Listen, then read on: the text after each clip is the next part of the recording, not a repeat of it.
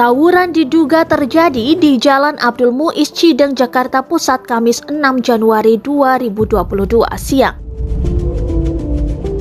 Momen itu terekam kamera dan viral di media sosial. Akun Instagram @andreli_48 turut mengunggah video tersebut pada Jumat 7 Januari 2022.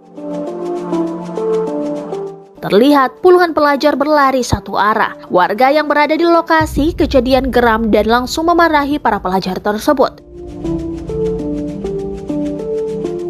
Ada yang bahkan melempar pembatas jalan, membuat pelajar yang membawa motor terjatuh. Warganet pun turut mengomentari postingan itu.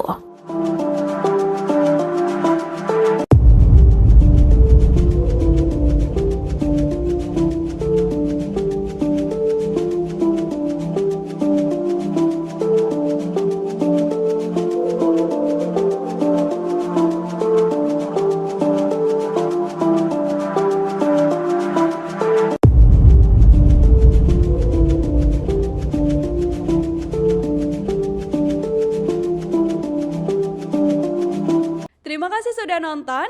Jangan lupa like, subscribe, dan share ya.